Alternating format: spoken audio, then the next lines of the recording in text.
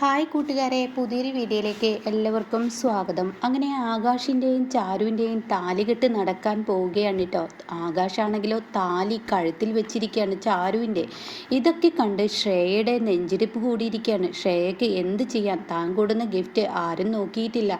താൻ കൊടുന്ന ഗിഫ്റ്റ് നോക്കുകയായിരുന്നെങ്കിൽ തീർച്ചയായും അതോടുകൂടി ഇവിടെ ഒരു പൊട്ടിത്തെറി സംഭവിക്കും. കാരണം ആ ഗിഫ്റ്റ് ആകാശും ശ്രേയയും ഒരുമിച്ച് കെട്ടിപ്പിടിച്ച് നിൽക്കുന്ന ആ ഒരു ഫോട്ടോ ആയിരിക്കും. ഇത് കാണുന്നതിനോടുകൂടി എല്ലാവരും ആകാശിനെ തള്ളിപ്പറയും, ബാലമാമ പ്രത്യേകിച്ചും എന്നൊക്കെ കരുതി വന്ന ശ്രേയയുടെ മുന്നിൽ ഈ താലികെട്ട് നടക്കാൻ ഒരുങ്ങുകയാണ് കേട്ടോ. അപ്പോൾ ഈ സമയം കാണാം ഈ പറയുന്ന ശാന്തപ്പനും കുഞ്ഞുമോളും അങ്ങോട്ടേക്ക് കയറി വരുന്നു. നിർത്തവിടെ എന്ന് പറയുന്നു കേട്ടോ. ഇതങ്ങ് കേൾക്കുന്നതിനോടുകൂടി ആകാശ് കഴുത്തിൽ നിന്ന് താലിയെടുത്തിരിക്കുകയാണ്. ഇത് കാണുന്ന ശ്രേയക്ക് വലിയ സന്തോഷമാവുകയാണ്. അങ്ങനെ കുഞ്ഞുമോൻ വന്നിട്ട് പറയണം, കുഞ്ഞുമോൾ വന്നിട്ട് പറയണം, ഞാനൊരു കാര്യം പറയട്ടെ, ആരോട് ചോദിച്ചിട്ടാണ് ഈ താലികെട്ട് ഇവിടെ നടത്തുന്നത്? അത് കേട്ടോടെ തന്നെ ബാലൻ പറയണേ, എന്താ നിന്നോട് എല്ലാ കാര്യങ്ങളും തുറന്നു പറയണമെന്നുണ്ടോ? പിന്നെ എന്നോടല്ലാതെ വേറെ ആരോട് പറയാനാണ്? ഈ താലികെട്ട് നടത്തണമെന്നുണ്ടെങ്കിൽ എന്നോട് പറയണ്ടേ? എൻ്റെ മകളുടെ വിവാഹം നടത്തുമെങ്കിൽ എന്നോട് പറഞ്ഞിട്ട് വേണം. അതിന് നീ ഒരു അച്ഛനായി തന്നെ എല്ലാ കാര്യങ്ങളും നടത്തുന്നുണ്ടോ? അത് കേട്ട ഉടൻ തന്നെ ഞാൻ എന്ത് ചെയ്തിരുന്നല്ല എന്നാ പറയുന്നത്? നിങ്ങൾ എൻ്റെ മകള് തുണിവിറ്റ് കിട്ടുന്ന ക്യാഷ് കൊണ്ടല്ലേ നിങ്ങൾ ഇവിടെ കുടുംബം കൊണ്ടുപോകുന്നത്? ആ ക്യാഷ് കൊണ്ടല്ലേ ഇങ്ങനെ ഓരോന്ന് ചെയ്യുന്നത്? എൻ്റെ മകൾ ഇവിടുത്തെ അടിമപ്പണി ചെയ്യും പോലെ ഓരോ പണികളും ഇവിടെ ചെയ്തുകൊണ്ടിരിക്കുകയാണ്, എന്നിട്ടല്ലേ ഈ താലികെട്ട് നടത്തുന്നത് എന്നൊക്കെ പറഞ്ഞ് ശാന്തപ്പൻ ചൂടാവുകയാണ് കേട്ടോ. അപ്പോൾ ഈ സമയം ശാന്തപ്പനോട് പറയണേ, അത് നീ പറയുന്നതാണോ ഇവിടെ സത്യം? പിന്നെ ഞാൻ പറയുന്നത് തന്നെയല്ലേ? എൻ്റെ മകളെ ഇവിടെ ഒരു അടിമപ്പണി ചെയ്യുന്നത് പോലെ ഇവിടെ നിർത്താൻ വേണ്ടിയല്ലേ നിങ്ങൾ എൻ്റെ മകളെ ഇവിടെ പിടിച്ചിട്ടിരിക്കുന്നത്? ഈ പറയുന്ന ആകാശം മനസ്സുകൊണ്ട് ഇഷ്ടപ്പെട്ടിട്ടാണ് ഇവളുടെ കഴുത്തിൽ താലി കെട്ടുന്നത്. ആദ്യം വേറൊരുത്തനായിരുന്നല്ലോ എന്നൊക്കെ പറഞ്ഞ് സംസാരം തുടരുമ്പോഴേക്കും ഉടൻ തന്നെ അവിടെ വലിയൊരു പ്രശ്നമാവാണ് കേട്ടോ. അപ്പോഴേക്കും ഗോവിന്ദമാമ പറയണത്, ദേ മര്യാദക്ക് ഇവിടെ നിന്നും പോകുന്നുണ്ടോ?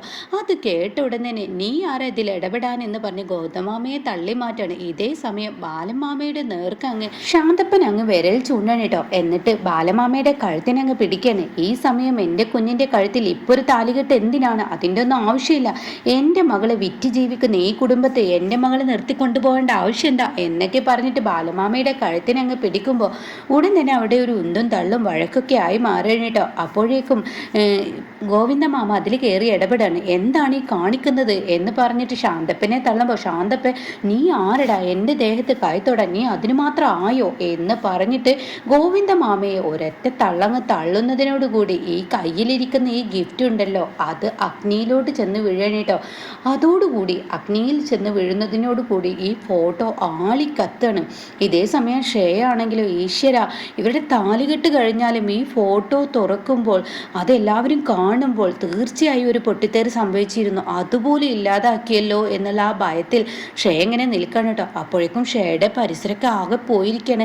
ശ്രേയ എന്ത് ചെയ്യും? അവിടെ ഇരിക്കുന്ന ഒരു തുണിയെടുത്ത് ഈ ഫോട്ടോയിൽ കത്തുന്ന തീ അണക്കാൻ ശ്രമിക്കും. പക്ഷെ ഫോട്ടോ മൊത്തത്തിൽ കത്തിച്ചാമ്പലാവും. ആകാശിൻ്റെ ഫോട്ടോ മാത്രമേ ഉണ്ടാവും. ഏതാണ് പെണ്ണ് എന്നുള്ളത് മനസ്സിലാവില്ല. അത് മുഖം മൊത്തം കത്തിയിട്ടുണ്ടാവും കേട്ടോ. അങ്ങനെ ഈ സമയം നിലവിളക്കിൽ നിന്നും അഗ്നിയിലോട്ട് ഈ ഫോട്ടോ വീഴുന്നത് കൊണ്ട് തന്നെ, തീ ആളിക്കത്തിയത് കൊണ്ട് തന്നെ ശാന്തപ്പൻ അവിടെ ശാന്തമാവണം കേട്ടോ. ഇതേ സമയം നിർത്തുന്നുണ്ടോ എന്ന് പറഞ്ഞിട്ട് ചാരു അങ്ങ് ഒച്ചയെടുക്കാണ്. നിങ്ങളിപ്പോൾ ഇവിടെ നിന്നും പോയിട്ടില്ലെങ്കിൽ എൻ്റെ ബാലമാമയുടെ നേർക്ക് കയ്യോങ്ങിയതിലും എന്നെ മാനസികമായി നിങ്ങൾ തകർക്കുന്നതിലും ഞാൻ ആരാണെന്ന് നോക്കാതെ നിങ്ങളുടെ നേർക്ക് ഞാൻ പോലീസിൽ കേസ് കൊടുക്കുമെന്ന് പറയാനേട്ടോ. ഇതങ്ങ് കേൾക്കുമ്പോൾ ശാന്തപ്പൻ്റെ മകള് വന്നിട്ട്, വാ പോവാൻ, നമുക്ക് ഇനി ഇവിടെ നിൽക്കണ്ട എന്ന് പറഞ്ഞിട്ട് പിടിച്ച് വലിച്ച് കൊണ്ടുപോകാൻ കേട്ടോ. അപ്പോഴേക്കും കുഞ്ഞുമോളും പറയണേ, ഇവിടെ നിൽക്കണ്ട, മതി.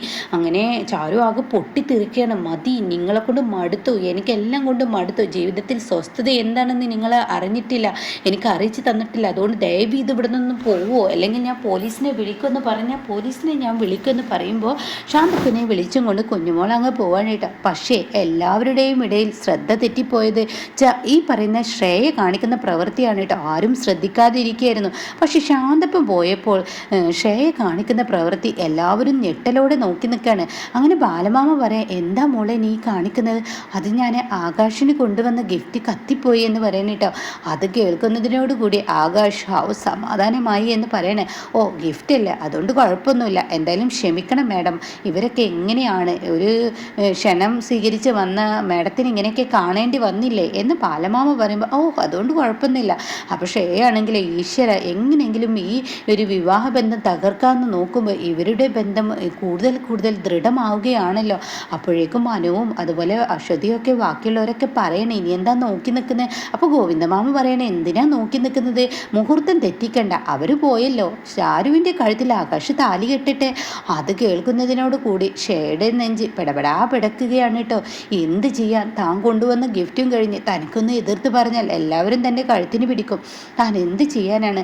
ആകാശാണെങ്കിലോ തൻ്റെ കഴുത്തിൽ ആ താലി ഒന്ന് കിട്ടിയെങ്കിൽ, തൻ്റെ ഭാര്യയുടെ കഴുത്തിൽ കെട്ടാൻ ആ താലിമാല തൻ്റെ കയ്യിലൊന്ന് വന്നെങ്കിൽ എന്ന പ്രതീക്ഷയോടുകൂടി ചാരുവിൻ്റെ മുഖത്തോട്ട് നോക്കി ഇങ്ങനെ നിൽക്കുകയാണ് കേട്ടോ.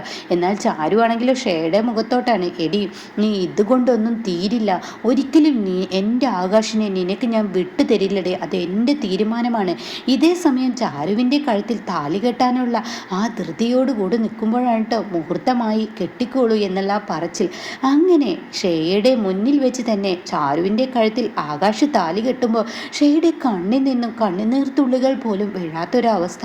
അത്രയും മാനസികമായി ഷേയെ തകരാണ്. അപ്പോൾ ഗോവിന്ദമാമ ഇത് തന്നെയാണ് നീ കാണേണ്ടത്, നിന്നെ ഒരു കണക്കിന് വിളിച്ചത് നന്നായി, ഇത് കാണേണ്ടത് തന്നെ നീ എന്നുള്ള ആ ഭാവത്തെ ഷേ ഇങ്ങനെ നോക്കുന്നുണ്ട് കേട്ടോ. എന്നാൽ ചാരു ആണെങ്കിലോ ആകാശ് തൻ്റെ കഴുത്തിൽ താലി കെട്ടുന്ന ആ ഒരു രംഗമല്ല ഷേയുടെ മുഖത്തോട്ടാണ് നോക്കുന്നത് കേട്ടോ. കാരണം ചാരുവിന് എപ്പോഴും വിശ്വസിക്കാൻ കഴിഞ്ഞിട്ടില്ല ആകാശ് തന്നെ സത്യത്തിൽ മാനസികമായിട്ടും ശാരീരികമായിട്ടും തന്നെ സ്വീകരിക്കാൻ തയ്യാറാണോ എന്ന് പറയാൻ കഴിയില്ല. ആകാശിൻ്റെ സ്വഭാവം എപ്പോഴാണ് മാറുന്നതെന്ന് പറയാൻ കഴിയാത്തത് കൊണ്ട് തന്നെ താൻ ആ താലികെട്ടിന് കഴുത്ത് നീട്ടിക്കൊടുക്കാൻ കേട്ടോ.